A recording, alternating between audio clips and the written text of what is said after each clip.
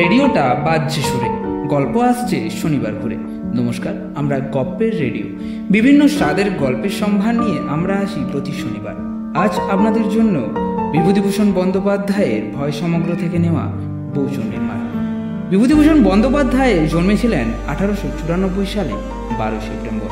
বাংলা সাহিত্যে তাকে মূলত চেনে পথের পাঁচালী ও অপুর সৃষ্টিকর্তা রূপে।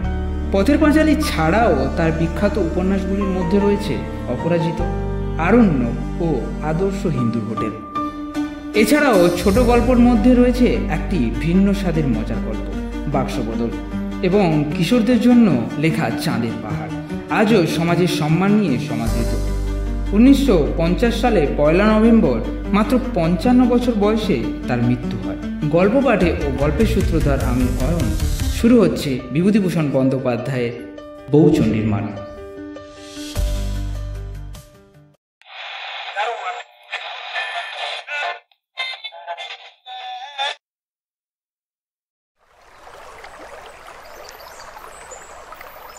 গ্রামের বাউড়ের মধ্যে নৌকো ঢুকেই জল ঝাঁঝির দামে আটকে গেল।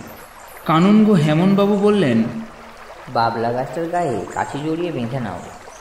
বাইরের নদীতে ভাটার টান ধরেছে। নাটা কাটার ঝোপে নিচের জল সরে গিয়ে একটু একটু কাদা বার হচ্ছে। এরপর হেমেনবাবু বললেন, একটুখানি নেমে দেখবেন না কোথায় পিন ফেলা হয়েছে? যত শিগগির এই খানাপুরিটা শেষ হয়ে যায়। এমন সুন্দর বিকেলটাতে আর কাজ করতে ইচ্ছে হলো না। নৌকোর পেছন থেকে লোকজনেরা নেমে জায়গা ঠিক করে সেখানে তাঁবু ফেলবে। জরিপের বড় সাহেবের শিগগির সদর থেকে আসবার কথা আছে, কাজেই যত তাড়াতাড়ি কাজ আরম্ভ হয় সকলের সেই দিকেই ঝোঁক। সাব ডিপুটি নিপিনবাবুর কাজ শেখবার জন্যে একবার প্রথম খানাপুরীর কাজে এসেছিলেন। বেশি বয়স না, ছোকরা, কিন্তু মাঝ নদীতে নৌকো দুললেই তার অত্যন্ত ভয় হচ্ছিল। বোধহয় ভয়কে ফাঁকি দেওয়ার জন্যই তিনি এতক্ষণ ছইয়ের মধ্যে ঘুমিয়ে পড়বার ভান করে শুয়েছিলেন। এবার ডাঙার মধ্যে নৌকো লাগতেই তিনি ছইয়ের ভেতর থেকে বার হলেন। একটু পরে হেমেনবাবুর সঙ্গে কথায় কথায় কি নিয়ে বেশ একটু তর্কাতর্কি শুরু করলেন। নিপিনবাবুকে বললাম, ট্যানান্সি অ্যাক্ট কচকচিতে আর দরকার নেই, তার চেয়ে চলুন বরং নেবে তাঁবুর জায়গা ঠিক করা যাক, কাল সকালেই যাতে কাজ তাড়াতাড়ি সবাই শুরু করতে পারে। চৈত্র মাস যায় গ্রাম্য নদীটির পাড় ভরে সবুজে লতানো গাছ এবং অপরাজিত ফুল ফুটে উঠেছে চারিদিকে। আবার বাঁশঝাড় কোথাও কোথাও জলের ধারে নত হয়ে পড়েছে। তলায় আকন্দ ঘেঁটুর ফুলের ও বন ফুলের ডালি ঝিরঝিরে বাতাসের মাথা দোলাচ্ছে। দুই ধারে রোদ পড়া কটা ঘাসওয়ালা মাঝে পত্র বিরল বাবলা গাছে গাং শালিকের ঝাঁক কিচকিচ করছে। নদীর বাম পাড়ের গর্তের মধ্যে তাদের বাসা। মাকাল লতার ঝোপের তলায় জলের ধারে কোথাও কোথাও উঁচু উঁচু বনমূলোর ছাদ। তাদের কুচো কুচো হলুদের ফুল থেকে জায়ফলের মতো একটা ঘন গন্ধ উঠেছে। বেলার একটু পড়লেই আমরা সেই বাঁওড়ের ধারের মাঠে তাঁবুর জায়গাটা কোথায় ঠিক হবে তা দেখতে গেলাম। নদীর ধার থেকে গ্রাম একটু দূরে হলেও গ্রামের মেয়েরা সেখানে জল আনতে আসে। আমাদের যেখানে নৌকো বাঁধা হয়েছিল ওখানে, তার বাঁধারে খানিকটা মাটির ধাপ কেটে কাঁচা ঘাট রয়েছে। গ্রামের একজন বৃদ্ধ লোক বোধহয় নদীতে স্নান করতে এসেছিল। তাকে আমরা জিজ্ঞেস করলাম, রসলপুর কোন গাঁখানার নাম মশাই? সামনেরটা নাকি ওই পাশেরটা? তারপর তিনি বললেন, না, এটা হলো কুমোরি, পাশের ওটা আমডাকা। রসুলপুর হলো এ গাঁ ওগুলোর পিছনে। কোস্তুই তফাৎ আপনারা? আমাদের পরিচয় শুনে বৃদ্ধ বললেন, এই মাঠটাতেই আপনারা তাঁবু ফেলবেন? আপনাদের জরিপে কাজ শেষ হতেও তো 5-6 মাস। আমরা বললাম, তা তো হবেই, বরং তার বেশি। তারপর বৃদ্ধা বলে উঠলেন, এখানটা একটা ঠাকুরের স্থান, গাঁয়ের মেয়েরা পুজো দিতে আসে। বরং আরেকটু সরে গিয়ে নদীর মুখের দিকে তাঁবু ফেলুন, নইলে মেয়েদের একটু অসুবিধা হবে। বৃদ্ধের নাম ভুবন চক্রবর্তী। জরিপ আরম্ভ হয়ে গেলে নিজের দরকারে চক্রবর্তী মশাই এই দলিলপত্র বগলে অনেকবার তাঁবুতে যাতায়াত শুরু করে দিলেন। সকলের সঙ্গে তার বেশ মেশামেশিও ও আলাপ পরিচয় হয়ে গেল। তার পৈতৃক জমাজমি নাকি অনেকেই ফাঁকি দিয়ে দখল করেছে। আমাদের সাহায্যে এবার যদি সেগুলো একটা গতি হয়, তাই তিনি এই ধরনের কথা আমাদের প্রায়ই শোনাতেন। আমি সেখানে বেশি দিন ছিলাম না। খানাপুরীর কাজ আরম্ভ হয়ে গিয়েছে। আমি সেই দিনই জেলায় ফিরব। জোয়ারের অপেক্ষায় নৌকো ছাড়তে দেরি হতে লাগলো বেশ। চক্রবর্তী মশাইও সেদিন উপস্থিত ছিলেন। কোথায় কোথায় জিজ্ঞেস করলাম, এটাকে বউচণ্ডীর মাঠ কেন বলে চক্রবর্তী মশাই? আপনাদের কি কোনো... ভালো কথা, বলুন তো চক্রবর্তী মশাই, বউচণ্ডী আবার কি কথা? শুনিনি তো কখনো। নৃপেনবাবু বললেন। আমাদের প্রশ্নের উত্তরে চক্রবর্তী মশাইয়ের মুখে একটা অদ্ভুত গল্প শুনলাম। তিনি বলতে লাগলেন, শুনুন তবে, এটা সেকালের গল্প। ছেলেবেলায় আমার ঠাকুরমার কাছ থেকে শোনা। এই অঞ্চলের অনেক প্রাচীন লোকে গল্প জানে। সেকালে এই গ্রামে এক ঘর সম্পন্ন গৃহস্থ বাস করতেন। এখন আর তাদের কেউ নেই। তবে আমি যে সময়ের কথা বলছি, সে সময় তাদের বড় শরীর প্রদীপ পাবন চৌধুরী মশাইয়ের খুব নাম ডাক ছিল। এই প্রদীপ পাবন চৌধুরী মশাই যখন তৃতীয় পক্ষের বিয়ে করে বউ ঘরে আনলেন, তখন তার বয়স 50 পার হয়ে গিয়েছে। এখন যে বিশেষ বয়স তার নয়, বিশেষত ভোগের শরীর 50 বছর বয়স হলেও চৌধুরী মশাই বয়সের তুলনায় অনেক ছোট দেখাতো। বউ দেখে বাড়ির সকলেই খুব সন্তুষ্ট হলো।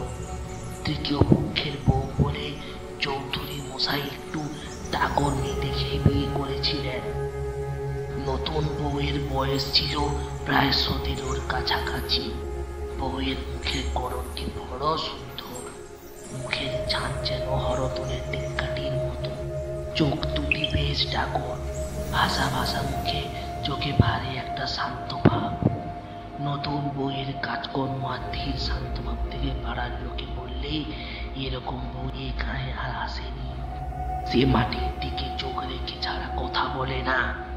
অল্প বয়সের খুরশো শাশুড়ি তোরের সামনেও ঘুমটা দেয়। সকলে বললে যেমন লক্ষ্মীর মতো রূপ তেমনি গুণ। মাস 2-3 পরে কিন্তু একটা বড় বিপদ ঘটল। সকলে দেখলে বউটিরা সব ভালো বটে, একটা বড় দোষ। সে কিছুতেই স্বামীর কেস নিতে চায় না, প্রাণপণে এড়িয়ে চলতে চায়। প্রথম সকলে ভেবেছিল নতুন বিয়ে হয়েছে, ছেলে মানুষ, বোধ হয় এর জন্যই এরকম করে। ক্রমে কিন্তু দেখা গেল যে কোনো পুরুষ মানুষ দেখলেই কেমন ভয় কাঁপে। বাড়িতে যেদিন যজ্ঞে কি কোনো একটা বড় কাজ করবে বাইরের লোকের ভিড় হয়, সেদিন সে ঘর থেকে আর বাড়ি হয় না। স্বামীর ঘরে কিছুতেই তো যেতে রাজি হয় না। মাসে 2-3 কি একদিন সকলে আদর করে গায়ে হাত বুলিয়ে পাঠাতে যায়। সে জনের পায়ে পড়ে, ওর কাছে কাকুতি মিনতি করে, কিছুতেই বুঝ মানে না। পুরুষ মানুষের গলা স্বর শুনলেই কেমন যেন আড়ষ্ট হয়ে পড়ে। অনেক করে চুমিয়ে সুজিয়ে সর্দাকে একদিন স্বামীর করে পাঠিয়ে দিয়ে দরে শিকড় বন্ধ করে দিল। চৌধুরী মশাই অনেক রাতে ঘরে ঢুকে দেখেন তার তৃতীয় পক্ষের স্ত্রী ঘরের এক কোণে জড়সড় হয়ে দাঁড়িয়ে ভয়ে ঠকঠক করে কাঁপছে। এরপর আর কিছু নেই, কোনদিন যেন স্বামীর ঘরে যেতে চাইতো না। বাড়ির সত্য লোকের হাতে পায়ে পড়ে বেড়াতে লাগলো। সকলকে বলে, আমার বড্ড ভয় করে, আমায় ওরম করে আর পাঠিও না, তোমাদের পায়ে পড়ি। বোঝাতে বাড়ির লোক হয়রান হয়ে গেল। দিন কতক গেল। একদিন তাকে সকলে মিলে জোর করে স্বামীর ঘরে ঢুকিয়ে দিয়ে বার থেকে দৌড় বন্ধ করে দিলে। তারা ঠিক করলে এইরকম দিতে ক্রমে লজ্জা ভাঙবে, নইলে কতদিন আর ন্যাকামে ভালো লাগে। ভোরে উঠে সকলে দেখলে ঘরের মধ্যে বউ নেই, বাড়ির কোথাও নেই। নিকটেই বাপের বাড়ির গ্রাম, সেখানে পালিয়ে গিয়েছি ভেবে লোক পাঠানো গেল। লোক ফিরে এলো, সে সেখানে যায়নি। তখন সকলে বললে পুকুরে ডুবে মরেছে, পুকুরে জাল ফেলা হয়, কোনো সন্ধান মিলে না। বউয়ের কচি মুখের নিজেও চোখের ভাব মনে হয়। লোকের মনে অন্য কোনো সন্দেহ চাপবার অবকাশ পেল না। কতদিন কত সন্ধান করে যখন কোনো খোঁজই মিলল না, চৌধুরী মশাই মানসিক শোক নিবারণ করবার জন্য চতুর্থপক্ষে স্ত্রী ঘরে আনলেন। আজ পাড়াকা নতুন কিছু একটা বড় ঘটে না, অনেকদিন একটা নাড়াচড়া চলল, তারপর ক্রমে সেটা কেটে গিয়ে গ্রাম ঠান্ডা হলো। মাঠের বুক ধারে গ্রামের মধ্যে চৌধুরীদের বাড়ি ছিল। তখন এই খানকি নদীর স্রোত বইত, মজে বাউর হয়ে গিয়েছিল সেদিন। আমরা ছেলেবেলাতেও ধান বোঝাই নৌকা চলাচল করতে দেখেছি। ক্রমে চৌধুরীদের সব মরে হেজে গেল। শেষ পর্যন্ত বংশে একজন কে ছিল উঠে গিয়ে অন্য কোথাও বাস করলে। এসব অনেক বছর আগেকার কথা, 70-80 বছর হবে।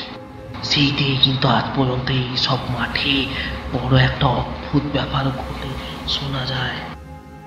এই ফাল্গুন চৈত্র মাসে যখন খুব গরম পড়ে, তখন রাখালেরা গরু চড়াতে এসে দূর থেকে কতদিন দেখেছি মাঠের ধারে বনের মধ্যে নিভৃত দুপুরে বাঁশবনের ছায় কি যেন শুয়ে আছে। কাছে গেলে কেউ কখনো দেখতে পায়নি।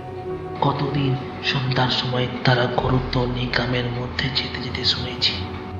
অন্ধকার ছবির মধ্যে যেন একটা চাপা কান্নার রব উঠেছে। সমুদ্র জ্যোৎস্না রাতে অনেক নদীর ঘাট থেকে ফেরবার পথে ছাতিম গাছের নিচু ডালের তলা দিয়ে যেতে দেখেছি। দূর মাঠে সন্ধ্যার আবছায় জ্যোৎস্নার মধ্য দিয়ে সাদা কাপড় পরে কে যেন ক্রমশই দূরে চলে যাচ্ছে। তার সমস্ত গায়ের সাদা কাপড়ে জ্যোৎস্না পরে ঝিকঝিক করতে থাকে। মাঠে যখন সন্ধ্যা ঘনিয়ে আসে, তখন ফুলে ওরা নাকে সে গাছের তলে দাঁড়িয়ে ভালো করে দেখলে মনে হয় দাঁড়িয়ে তার নিচু করে ফুল পেড়ে নিয়ে গেছে। তার ছোট ছোট পায়ের দাগ ঝোপ যেখানে বড় করে সেদিকেই চলে গেছে। মাঠের ধারে ছাতিম গাছের তলায় চন্ডিত চৈত্র সংক্রান্তিতে তার নতুনের পিঠে কাঁচা তোতার মতো লাগিয়ে ঘুমিয়ে বউচণ্ডীর পুজো দিতে আসে। বউচণ্ডী শহরের মঙ্গল করে সারিয়ে দেন। নতুন প্রসূতি স্তরে দুধ শুকিয়ে গেলে ওর কাছে পুজো দিলে আবার দুধ হয়। কচি ছেলে সর্দিশের ছেলে বিদেশে থাকবার সময় চিঠি আসতে দেরি হলে পুজো মানত করবার পরেই শিগগিরই সুসংবাদ আসে। মেয়েদের বিপদে আপদে তিনি সকলকে বিপদ আপদ থেকে উদ্ধার করে থাকেন।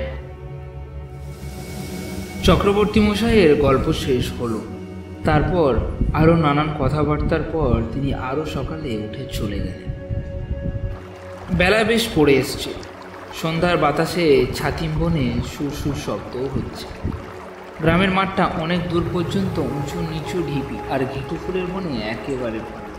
বাঁদিকে দূরে একটা পুরনো ইটের পাঁজার খানিকটা ঘন জিমলি গাছের সারির মধ্যে দিয়ে চলে নৌকোর বুলুইয়ে বসে আসন্ন সন্ধ্যায় 80 বছর আগেকার পলাতক গ্রাম্যবধূর ইতিহাসটা ভাবতে লাগল। মাঠের মাঝে উঁচু ঢিবির ওপর ঘেটু ফুলের ঘন বনের দিকে মনে হলো সারাদিন সে হয়তো ওর মধ্যেই লুকিয়ে বসে থাকে। কেবলমাত্র গভীর রাতেই সেই লুকোনোর জায়গা থেকে বেরিয়ে আসে। মাঠের মধ্যে বটগাছের তলায় চুপ করে বসে আকাশের তারার দিকে যায়, আর পাশের কোপের ফুটন্ত বন অপরাজিত ফুলের সঙ্গে রং মিলিয়ে নদী বয়ে যায়। ছাতিম বনে পাখিরা ঘুমের ঘোরে গান গেয়ে ওঠে। ওপার থেকে হো হো করে হাওয়াও। সে ভয়ে ভয়ে মাঝে মাঝে পূব দিকে চেয়ে দেখে ভোরের আলোটা ফুটতে আর কত দেয়। সন্ধ্যা হয়ে গেল। বনের ওপর নবমীর চাঁদ উঠল। একটু পরই জোয়ার পেয়ে আমাদের নৌকো ছাড়া। জলের ধারে আধার ভরা নিভৃত ঝোপের মধ্যে দিয়ে সত্যিই যেন একটা চাপা কান্নার রব বয়ে যাচ্ছে। সেটা হয়তো কোনো রাত জাগা বনের পাখির, কিবা কোনো পতঙ্গের ডাক। বাওড়ের মুখের পার হয়ে যখন আমরা বাইরের নদীতে এসে পড়েছি, তখন পিছন দিকে চেয়ে দেখি নির্জন গ্রামের মাঠে সাদা কুয়াশার ঘোমটা দেওয়া ঝাপসা জ্যোৎস্না রাত্রি অল্প অল্প লুকিয়ে চোরের মতো আত্মপ্রকাশ করছে। ঠিক যেন অনেককাল আগের সেই লজ্জা কুণ্ঠিত ভীরু পল্লী বউটির মতো।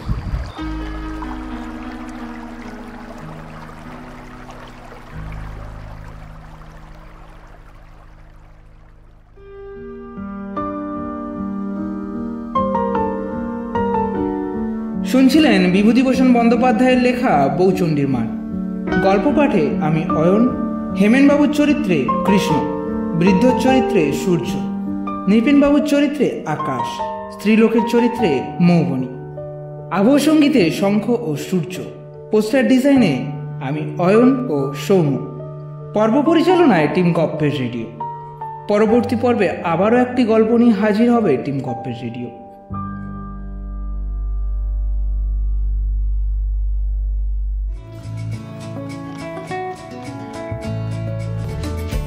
এবার টিম গপ্পের রেডিওতে আপনারাও পাঠাতে পারেন আপনাদের নিজেদের গল্প। নাম ঠিকানা সহ গল্প পাঠান আমাদের মেল আইডিতে। মেল আইডি হলো gopperradio202@gmail.com।